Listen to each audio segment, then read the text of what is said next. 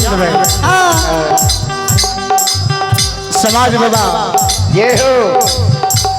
अहाँ सबसे आग्रह करबे जे शांति पूर्वक कम से कम बैस जाइयो। कहल गेलै बाबूजी धर्मों के लीला धर्मों के प्रसंग सत्संग भजन भगे हर जगह हर समय में होइ छै। बाबूजी जे ये धर्मराज बाबा के धर्म पर रहे छै ने भगवान धर्मी के धर्म के बचा ले छै केना। सभी श्रोतागण से आग्रह है कि कृपया बैठ जाए। बाबूजी श्रोतागण से कृपया बैठ जाए। पीछे महिला लोग भी देख रही है उन्हें भी श्रोतागण से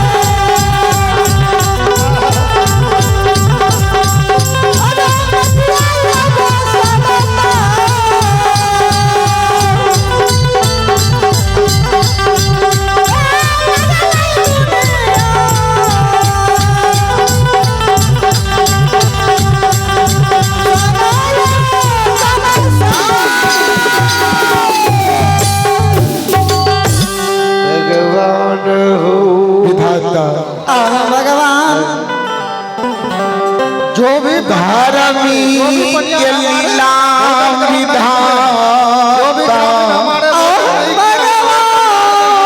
कृपया पंडाल में आए और भोजन संसार में लगा सभी शामिल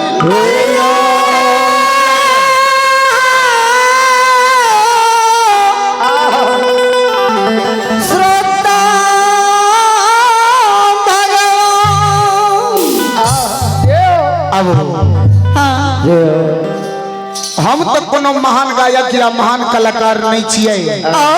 जे अहाँ सबके अनुकूल भगत के गाबि सकबै। जितना तो हमारा गुरु महाराज के देन है वही में अहाँ सबके किछ सुनाबै के प्रयास करै छी। एहिमे जे भी त्रुटि गलती हेतै अहाँ सब नदान बालक समय क्षमा करबै। ध्यान देबै प्रथम पनिया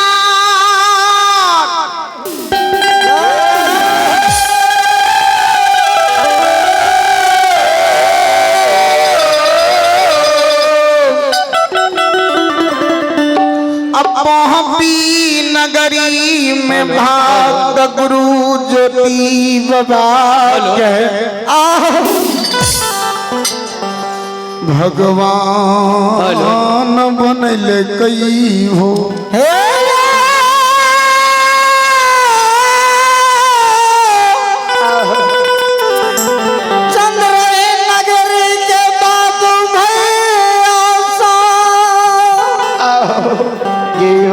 प्रथम पनियार गुरु ज्योति बाबा का पोहपी नगरी में भगवान बने लिखे ध्यान देवे। गुरु ज्योति बाबा जो बरेला के चौर में धर्म के पनियार बने रहे हैं तो भगवान कहे तुलसी अच्छा चुटला सतनाम बोलो पनियारी गछो। तो गुरु ज्योति बाबा बरेला चौर में कहे भगवान बालपन उम्र से हम बदखोम चढ़लिए जकरा सुगैर कहे छिए बदखोम खाय छे मोर मैला तो यागू यागू बदखोम जाय छे पाछू से हम जाय छिए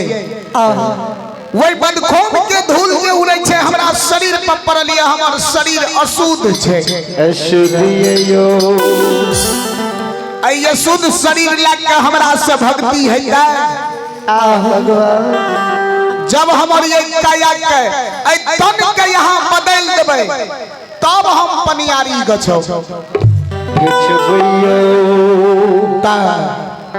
गुरु ज्योति बाबा के बानी भगवान सुनले बरेला के चर में कहने रहे ज्योति सुन ले ऐ सकल शरीर के देख ले या रूप लग हम पोपी नगरी जेबो जब तू धर्म के गहबर बन लेबो जब ऐसे सकल शरीर के तू पहचान क्या जेबो ने जितना में मानव पोल मरे छे उतना में तोर काया के बदल देबो।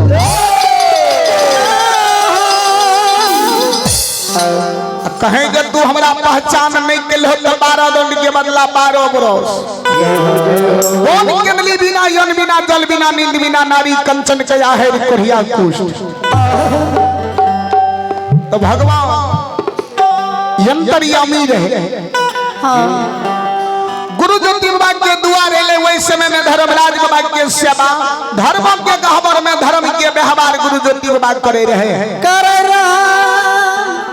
भगवान के जे नहीं पहचान क्या सकले कनिएटा अपमान क्या दिलके अखनियो गांव समाज में दाई माय बहिन सब बूढ़ा बाबा सब कहलो किया ये कोई संत महात्मा के देखिए ने तो आकार शब्द नहीं कही कभी लिखलखिन ये कि जाति न पूछो साधु की पूछ लीजिए ज्ञान उम्र से नहीं जाए जे कनिएटा के उम्र में बाबाजी भा गेले जाति न पूछो साधु की पूछ लीजिए ज्ञान मोल करो तलवार की परा रहने दो।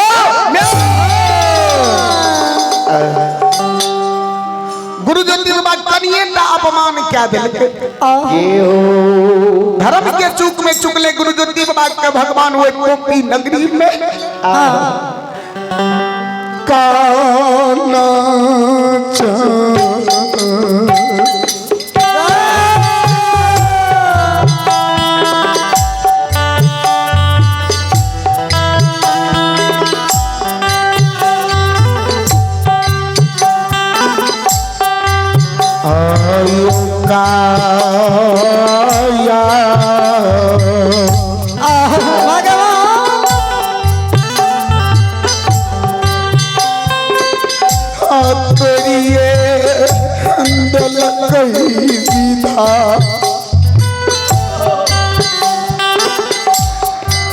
हो विधाता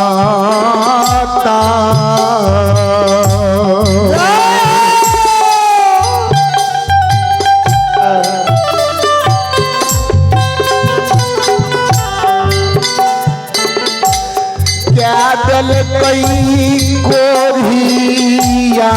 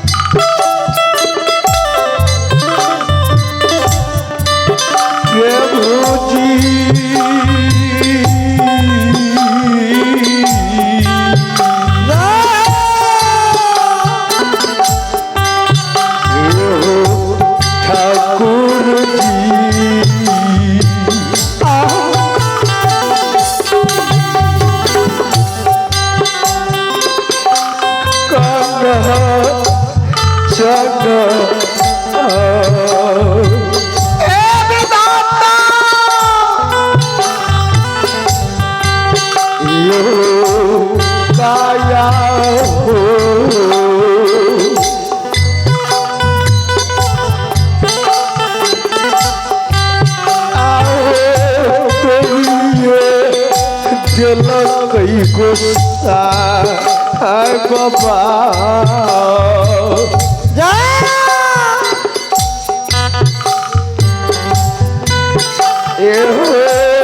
कोरिया दिला कई हो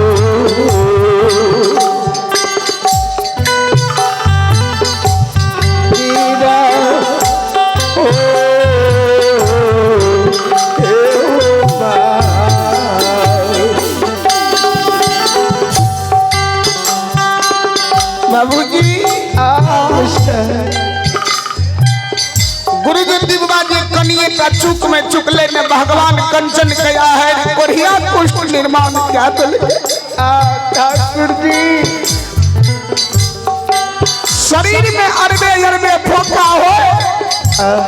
अब फोका भांग जाय छै या गमी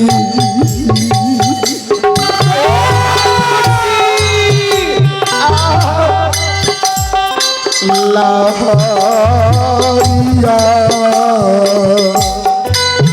भगवान आज सहलो न जाय छै ए भगवान मालिक जुदी बाबा के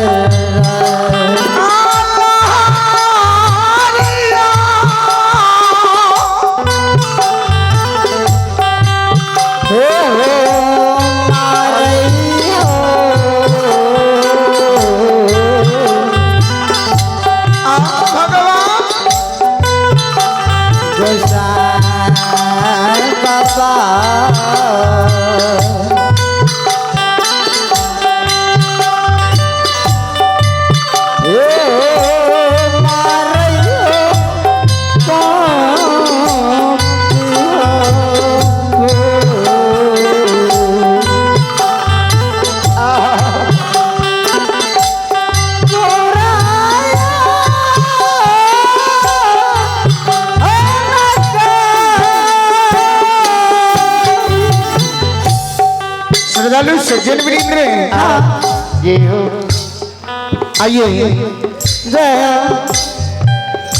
आइए आप हैं परमात्मा के दरबार में आप हैं दानी श्रद्धालु विजय कुमार यादव है विजय कुमार यादव ग्राम टेमा महारगंज निवासी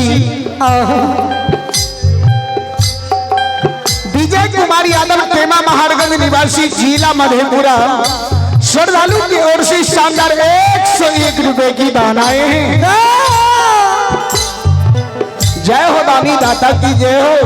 जय हो उनकर पूजनीय माता पिता की जय हो। रामनंदन यादव जी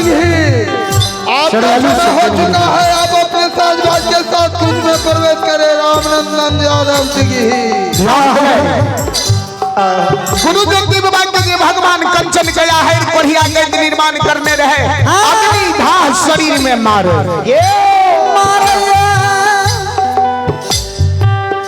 तो कुछ दिन समय कुछ दिन समय जब कोरिया गैत में गुरु जल्दी में बात हुए कोपी नगरी में बितले ने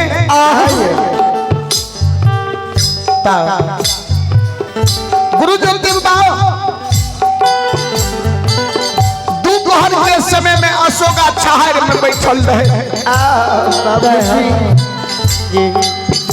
गुरु जल्दी बाबा के नाम से भाई बंधु समाज अपमान करे लागले हो समाज भाई जय गांव में कोरिया रहते उ नगर कहियो सही रहते जय नगर में कोरिया रहते ओकर बेटा बेटी के बियाह शादी ओइने न रह जइते बियाह शादी कहियो नहीं होइते से नहीं कहिया ये कोरिया ये नगर के छोड़ के चल जइते से बाबू सब लगा लइयो